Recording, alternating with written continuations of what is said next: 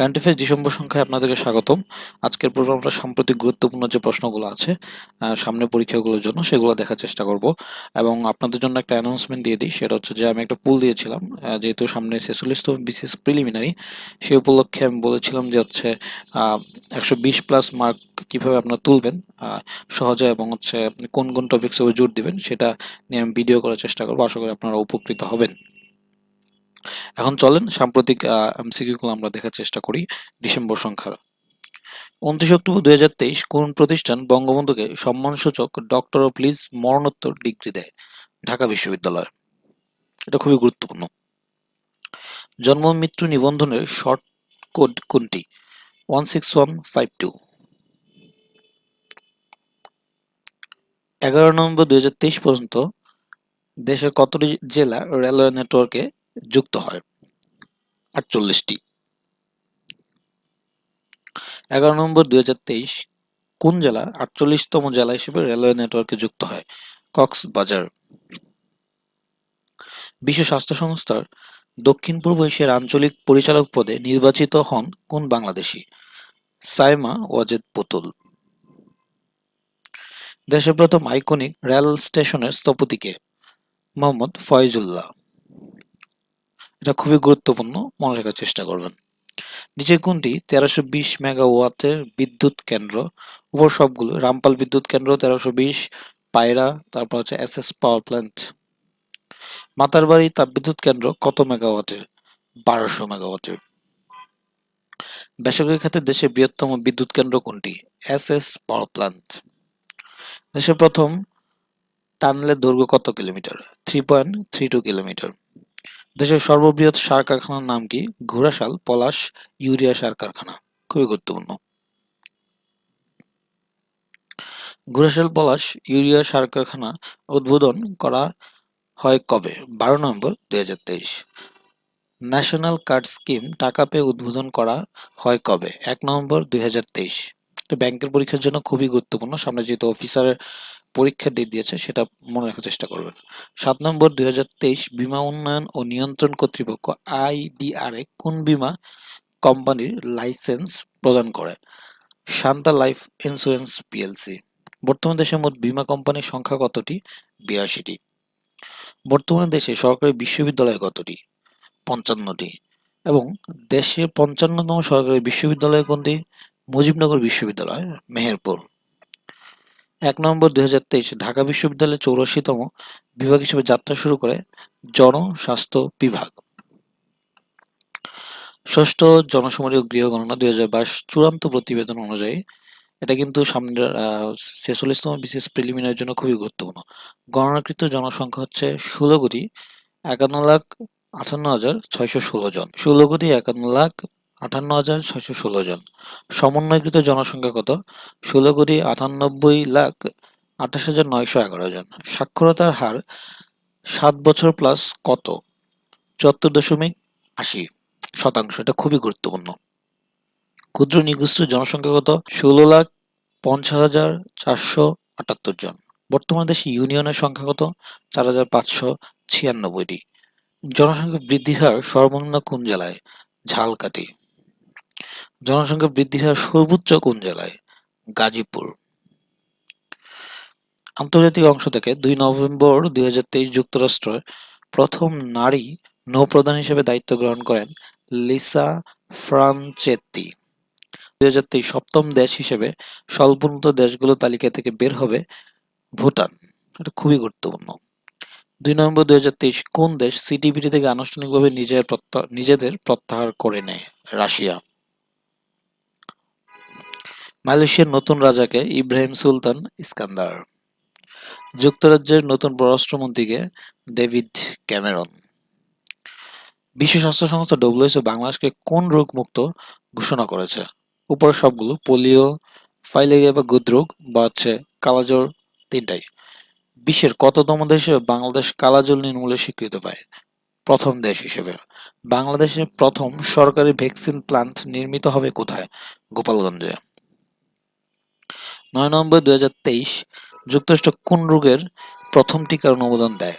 Chikungunya. পুনর্গঠন ও উন্নয়নের জন্য ইউরোপীয় ব্যাংকের ইবিআরডি বর্তমান সদস্য সংখ্যা ৭৪টি। ১৬ নভেম্বর ২০২৩ কোন দেশ ইবিআরডি ৭৪তম সদস্যপদ লাভ করে? ইরাক। আন্তর্জাতিক অপরাধ আদালত আইসিসি এর বর্তমান সদস্য সংখ্যা ১২৪টি। ১৪ নভেম্বর ২০২৩ কোন দেশ আইসিসি এর ১২৪তম সদস্যপদ লাভ করে? আর্মেনিয়া। ১ জানুয়ারি ২০২৪ কোন দেশ বিশ্ব পর্যটন সংস্থা ডব্লিউটিওর ১১৬তম সদস্যপদ লাভ করবে? বেলিজ।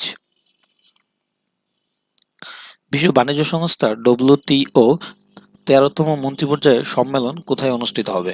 আবুধাবি, সংযুক্ত আরব আমিরাত। বিশ্ব বাণিজ্য সংস্থা ডব্লিউটিওর ১৩তম মন্ত্রীপর্যায়ের সম্মেলন হবে ২৬ থেকে ২৯ ফেব্রুয়ারি ২০২৪ সালে। ক্রীড়াঙ্গন থেকে কোনগুলো আছে দেখার চেষ্টা করি। ২০২৪ সালে ব্যালন ডি'র জয়ীকে লিওনেল মেসি। এটা তার ৮ম ব্যালন ডি'র। আন্তর্জাতিক ক্রিকেটে প্রথম টাইম আউট হওয়া ক্রিকেটারের নাম কি? Angelo Matthews. ওয়ানডে ক্রিকেটে প্রথম ব্যাটসম্যান হিসেবে ৫০টি সেঞ্চুরি করেন বিরাট কোহলি। ২০২৫ সালে নবম আইসিসি চ্যাম্পিয়ন ট্রফিতে কতটি দেশ অংশগ্রহণ করবে? ৮টি। কোন দেশ ১৩তম বিশ্বকাপ ক্রিকেট চ্যাম্পিয়ন হয়? Australia. Man of the tournament হন Virat Kohli. Man of the final হন ট্রাভিস হেড।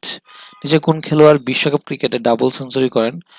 এখানে উপরের সবগুলোই মার্টিন গাপটিল করেছে এবং ক্রিস গেল করেছে এবং এবছর গ্লেন ম্যাক্সওয়েল করেছে।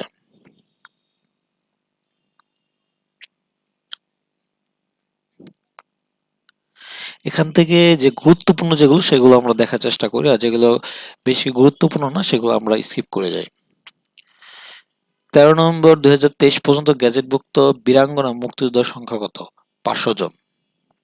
এটা কিন্তু গুরুত্বপূর্ণ, মনে রাখার চেষ্টা করবেন।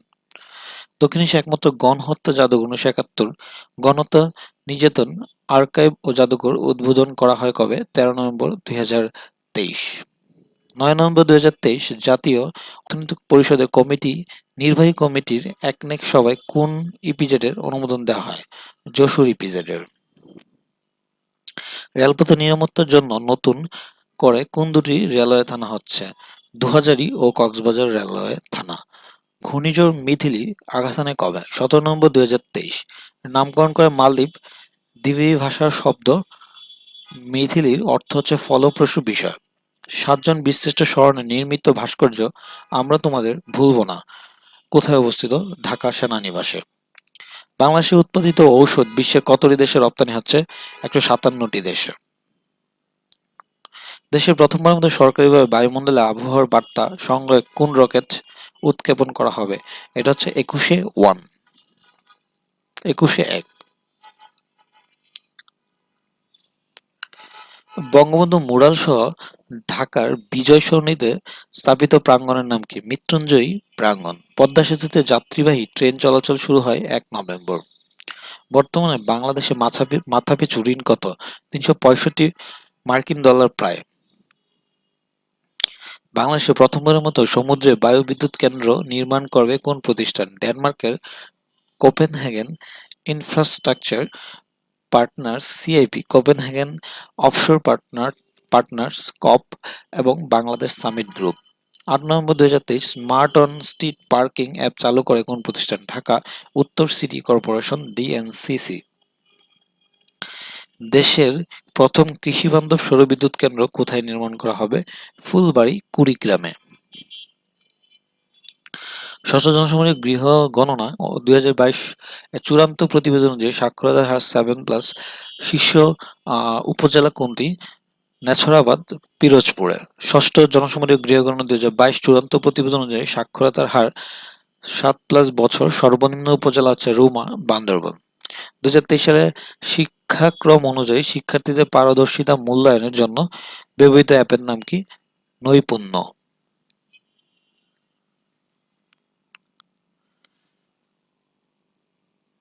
কলিন্স ডিকশনারি অনুযায়ী ২০২৩ সালের বর্ষসেরা শব্দ আর্টিফিশিয়াল ইন্টেলিজেন্স। এটা কিন্তু খুবই গুরুত্বপূর্ণ। ১৯ নভেম্বর ২০২৩ আর্জেন্টিনার প্রেসিডেন্ট নির্বাচিত হয় ডানপন্থী হেভিয়ার মিলেই। বর্তমানে বিশ্বের বৃহত্তম ঋণদাতা দেশ কোনটি? চীন। সম্প্রতি বিশ্বের বৃহৎ হাইড্রোজেন খনি কোথায় আবিষ্কৃত হয়? ফ্রান্সে।